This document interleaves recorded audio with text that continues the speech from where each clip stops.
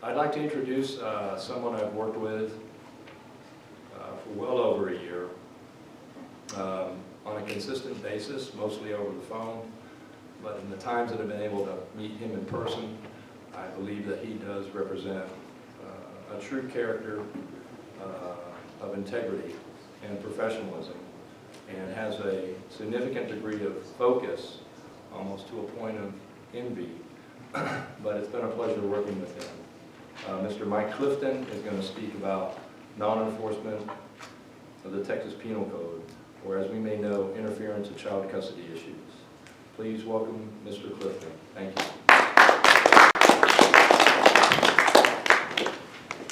Excuse me, do I need to be back? Are you going to be using the PowerPoint?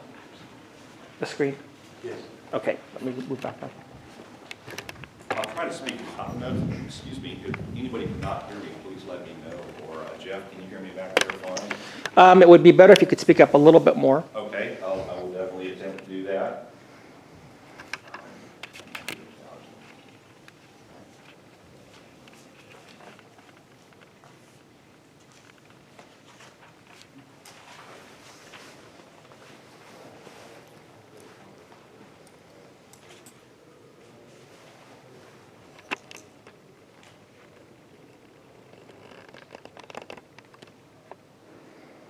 One second while I wait for the projector to pick up.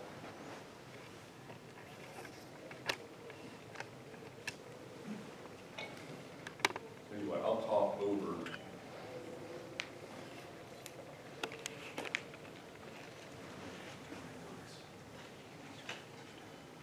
Well,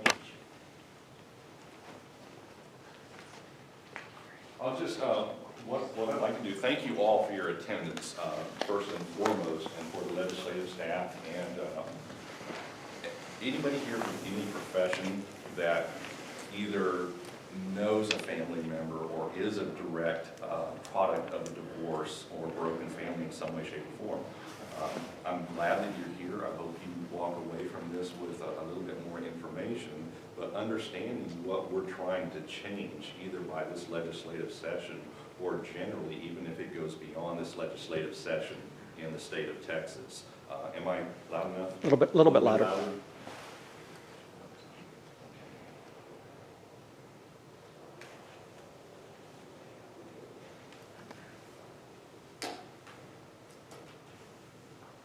Bear with me here. I'll try a microphone as well. Yeah, hold it down.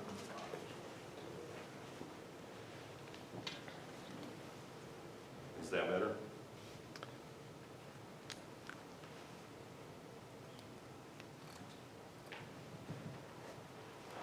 Forgive me, bear with me just a moment here. Try to turn up the volume.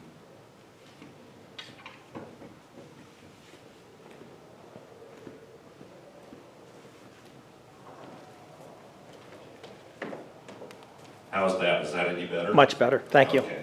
Thank you. I apologize for that. David, we'll just reduce that back down for the podium microphone. What I'd like to talk about first is actually the penal code that we reference quite a bit. I like to think of this as the foundation to many of the other problems, whether it's parental alienation, parental kidnapping, etc. I like to think that interference with child custody is the root cause of all of this. It's when a parent goes to maybe an exchange point and the other parent decides, either out of spite or whatever the reason is, that they're just either not going to take the child to the appointed visitation time, usually by court order, or they're going to be late. Whatever the case may be, that root cause, in my opinion, is the foundation that escalates to any of the other problems that you may hear throughout the day. Specifically, I'm going to switch hands back and forth here. The statute, in my opinion, is very explicit. A person commits an offense if the person takes or retains a child younger than 18 years of age. I'd like to focus on those first few words right there. It's not ambiguous in any way, shape, or form. If you take or retain a child younger than 18 years of age, the law is pretty clear. It's a state jail felony in the state of Texas. Right now, that is not being prosecuted, in my opinion, to the extent that I believe it should be, and we have corroborated that opinion with multiple district attorneys throughout the state of Texas and multiple law enforcement agencies. We undertook a study, a 10-year time period in the state of Texas to try to quantify how big of a problem interference with child custody is and the parties involved. Law enforcement, beyond the parents, but law enforcement next, then the district attorney, the prosecutor, and the judiciary. We wanted to be able to quantify that and then show the legislators, okay, here's the numbers, here's the problems. And one example of that alone, this is San Antonio Police Department right here. This stack of papers is just in 2016 alone, almost 13,000 incidents of interference with child custody. That is just phenomenal. We were trying to get Houston Police Department numbers because that's another major metropolitan area here in Texas to be able to show any disparity between not only those two metroplexes, but how they handle interference with child custody amongst their agencies, both being law enforcement agencies.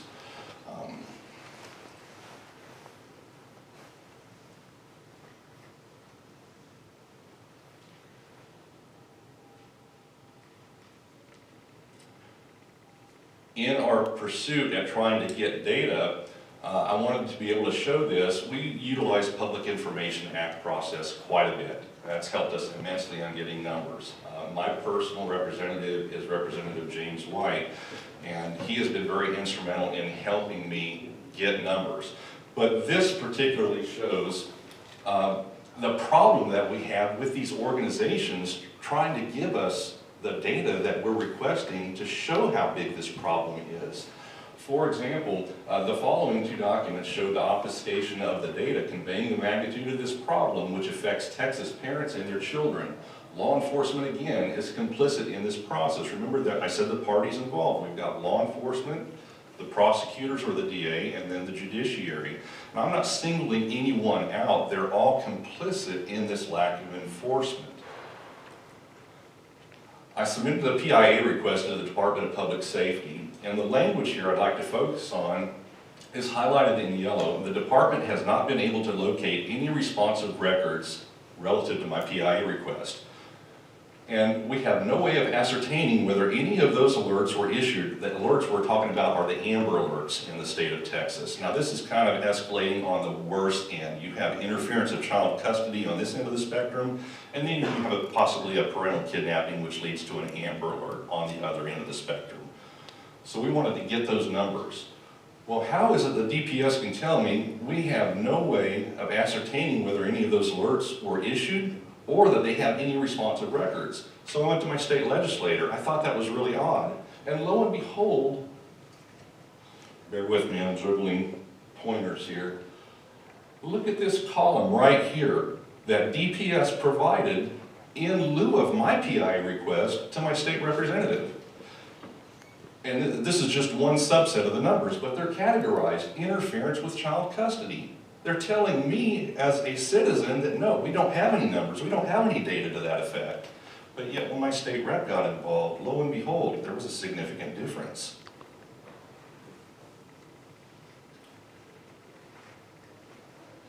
This is just an example of the PIA request that we submitted. We actually did this to all 254 counties in the state of Texas. We don't need to go through that, but we did parallel PIA request. So there was no way of one organization saying, well, you sent them a different request or we can't provide you the same information. We sent duplicate requests to every single county sheriff office and every single county district attorney throughout the state of Texas. This is just a flow chart that kind of shows the process. So if you just follow along with me here, in the center, outlined in red, is the end result where a parent loses out on court-appointed time with the child. That's if they have court orders, and that's what we're going to focus on here. Interference of child custody, it is a state felony. Now, if a parent in the course of that offense takes place, they go to their law enforcement and they say, hey, we've got a problem. Well, they want to file a report. Law enforcement will either do it or they won't. 9 times out of 10, law enforcement is telling that parent, no, it's a civil matter. There's nothing that we can do. You have to go back to court. You have to hire an attorney. Well, please understand that that parent is in that position because another parent is violating the court orders already at the onset. And the majority of the time, speaking from my own experience, I didn't have money to keep going back to court time and time and time again on each reiteration of the interference of child custody. It just wasn't feasible. But each step of the way on the outer ring shows a yes or no for that process. There are statutes in place where law enforcement is supposed to follow not only the Code of Criminal Procedure as it relates to interference with child custody, but the Texas Family Code as well. There's various statutes in place that relegate law enforcement to perform certain actions. That's not being done, and that's something that we're in the process of changing. And fortunately, and recently, we are seeing a shift in that dynamic. Law enforcement is reevaluating their position. We have some examples of district attorneys in the state of Texas that are also now reevaluating their position that they've had for not only years, but possibly decades as well. Okay, moving on, we've looked at law enforcement, the district attorneys and prosecutors, and the courts. The judges are complicit in this process as well. There are court orders, and in the state of Texas, in all family court orders, there's a caveat there when children are involved, where law enforcement is obligated to act relative to this. It's just a standard disclaimer that's put in there. So we're finding that judges are not even following their own court orders, even with that explicit language notice to all peace officers in there. This here was just, we wanted to see what law enforcement was doing internally to their communications, how they were handling it internal to their department, this issue of interference with child custody. So what we did, we decided, hey, we want to find out, what are they talking about? I mean, we're bringing this to their attention, but what are they doing about it internally to regulate their policy and then disseminate that out to their citizenry, whether it's the sheriff's department at the county level or the police department at the municipal level. So here we have, they're talking internally. These are internal electronic communications.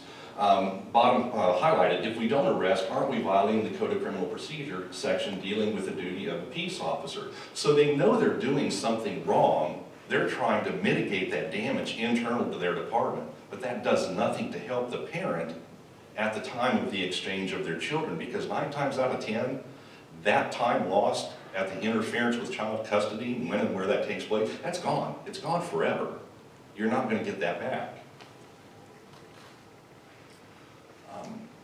These are further communications, even going to the DA's office. So now not only do we have in the blue the law enforcement and their internal communications, but now we have the prosecutor's office as well being made aware of improprieties. So it's a systemic issue that we're trying to change. You can see here law enforcement, they're not so much, this is just one example, but at that time they weren't concerned with what was happening to the parent and the child relationship. They were concerned with, okay, what's going to happen to me as the law enforcement officer or to the department relative to any policy that I may have. The last highlighted item I think is very telling, but yet there is fear of administrative action that's internal to the department being taken against them. That's if those law enforcement officers were to violate what the prosecutors are disseminating down to them. Don't take charges, don't take cases, we're not going to prosecute it, so don't take any action. We'll move on beyond this. This here is the Code of Criminal Procedure, Chapter 63 for missing children. And we touched on this briefly a moment ago on the flow chart with the Amber Alert, and that's kind of on the one end of the spectrum. You have the interference with child custody, again, on the one end, and then at the opposite end, it may escalate to parental kidnapping. But if we look at this statute specifically, it gives us definitions in here. Let's look at what a missing child physically means. The child was taken or retained in violation of the terms of a court order for possession of or access to the child. That's very explicit right there, and that supports why the judges are putting that notice to peace officers in the judicial court orders at the onset.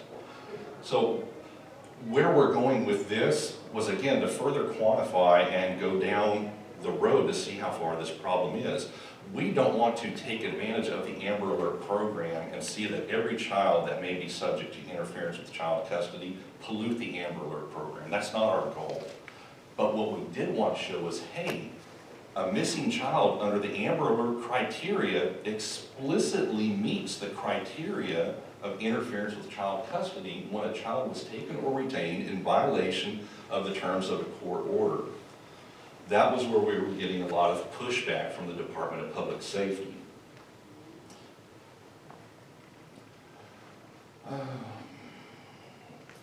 This just shows a little bit of the communication that we got along the way, whether it be by prosecutors, and it's in black and red. Let's take a few examples here. We transcribed statements by a specific county here in Texas, the DA investigator. Really and truly, our office won't be able to do anything for you. That's predominantly what the parent gets at the time of the incident, if they're so fortunate as to have law enforcement physically respond. Let's say mom and dad exchanged at, I don't know, a local McDonald's, and that doesn't happen. That exchange does not take place. And let me segue off a little bit real quick from this, but at that exchange point, it's not just the immediate parents that will suffer, it's also extenuating family members. We just came through the holiday season, the Christmas, New Year time frame, Thanksgiving as well. Well, sometimes interference with child custody extends to holidays and through the holidays and affects the other parent side of the family, whether it's the maternal side or the paternal side, aunts, uncles, cousins. They won't be able to enjoy the time with that particular child or children because, again, whatever the case may be, where one parent out of spite or whatever the case may be doesn't want to facilitate that exchange or provide the children to the other parent, post-divorce usually. But coming back to this, we were able to go statute by statute, whether it was in the family code, the code of criminal procedure, or whatever criteria we were looking for to be able to support our position as a parent that, hey, this is not only a felony offense, but you, law enforcement officer, you need to do your job. Here's the statute that supports that and dictates you are supposed to, or whether it's the prosecutor, Mr. or Mrs. Prosecutor, here's the problem, it's a felony offense, and because it's given that label, a felony, you are obligated by law to perform this action, and this action. That's not being done.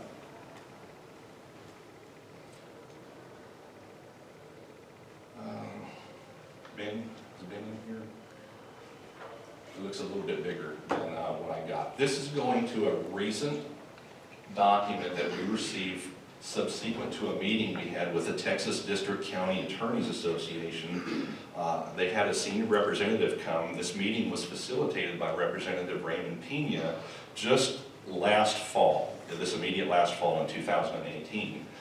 We had a very good turnout of district attorneys and some law enforcement officers.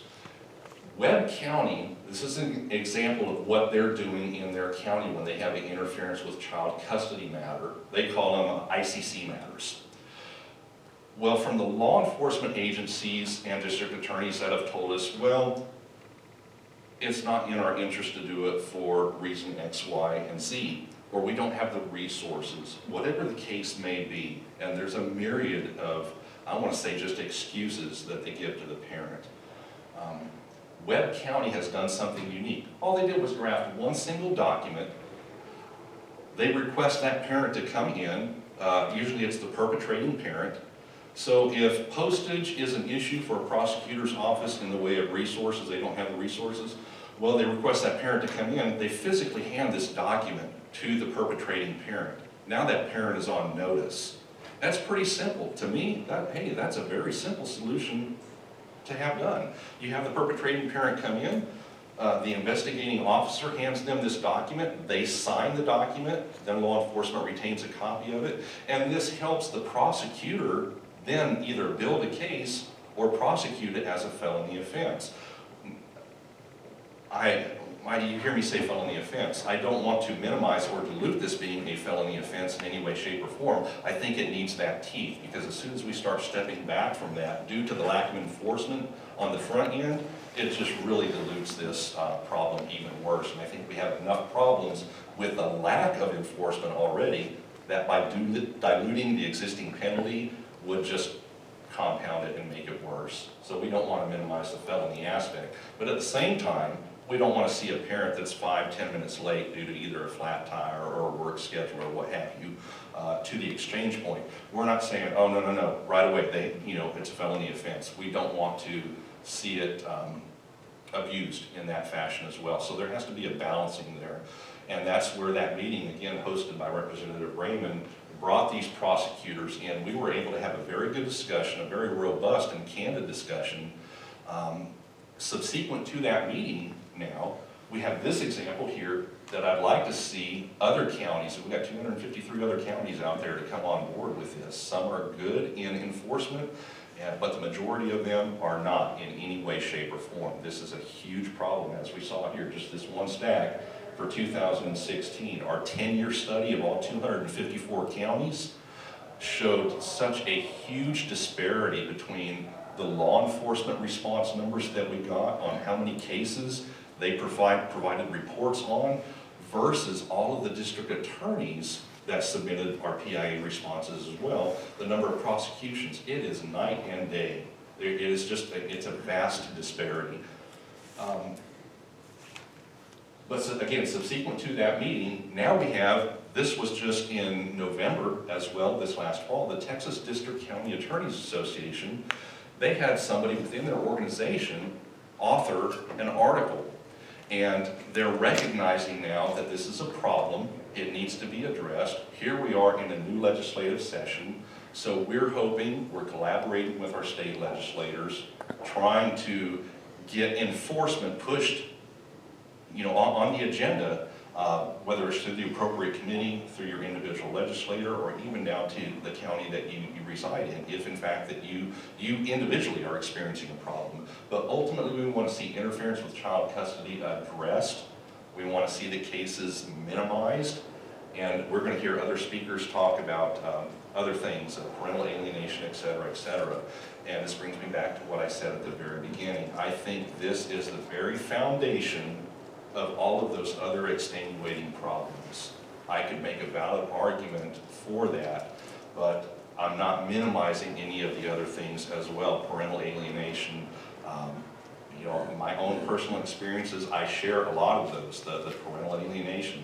I don't have a relationship with my children, but all of those things, in my personal experience, and I'm sure some of your own, in my opinion, again, result from the very foundational interference with child custody. Does anybody have any questions of me at all on this topic? Yes, ma'am. In an investigation for the interference with child custody, would that result into a full criminal investigation? In the Penal Code, it also allows affirmative defense if you're protecting your child from active child abuse from the other parent or from the other guardian. So would that ensue an entire criminal investigation? Okay, you bring up two good points. Right now, we can't even get to the first of the 2 points that you brought up, because law enforcement is 9 times out of 10 telling the parent it's a civil matter, there's nothing that we can do. So we can't get to either of those 2 points. But specific to the 2 points that you brought up, it does not have to elevate all the way to a criminal investigation, such as Webb County again. All they do, just as a preliminary process, I don't know if they call the parent up and invite them, or if they sternly direct that perpetrating parent, hey, you need to be here at 10 o'clock on Monday morning. Then they hand that parent this document. Well, you don't have to go through the full process of the criminal process. This here, they stated, solves the bulk of their problems with interference with child custody, just making that parent aware. Now, as far as the affirmative defense in issues of any allegations or factual domestic violence, yes, and we don't want to remove that from the statute, but that is a valid affirmative defense. But again, I can't speak to either false allegations. We know that those are out there as well. There is actual abuse that does in fact happen. And if that's the case, yeah, we don't want to see parent that should not have, a fit parent that should not have the children based on that, we don't want to see them subject to the criminal process. That is an affirmative defense. The legislators, had forethought to put that in there, so that is something that I think should stay and has been addressed. So a follow-up would be, as we all know, family court does not operate on due process at all. Correct. So if we bring a interference with child custody and then potentially resulting child abuse case, which, as a side note, the National Child Abuse Hotline actually has proven that 97% of false allegations are not false, just so you know. But if we bring that into a due process court, the interference and then the potential affirmative defense for child abuse, will there be a full investigation? Because that would nip the total problem of no due process in the civil court to begin with.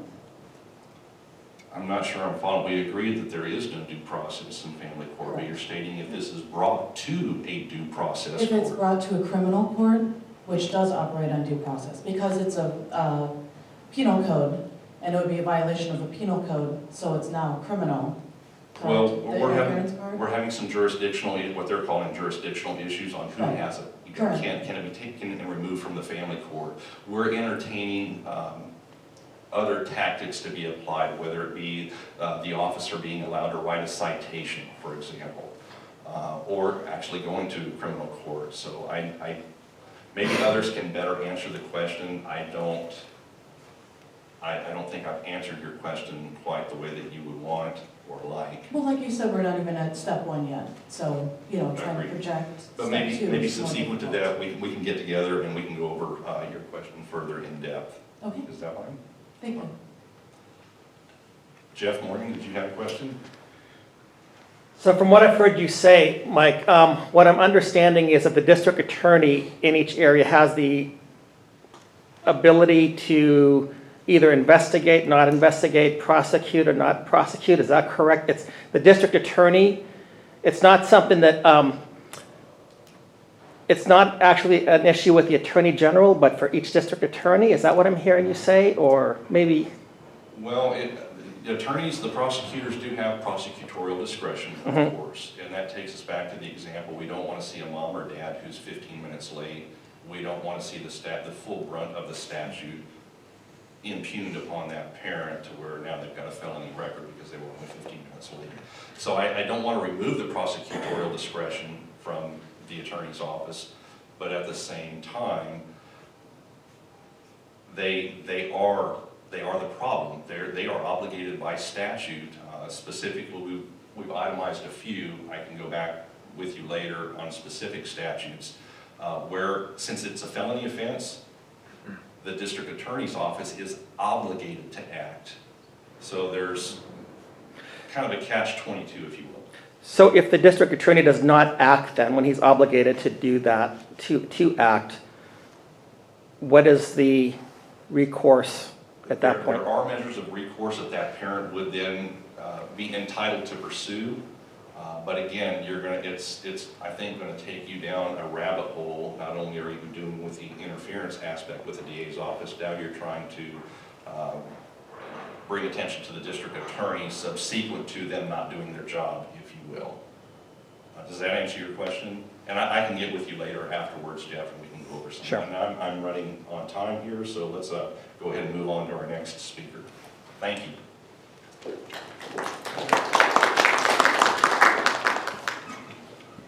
Thank you, Mike.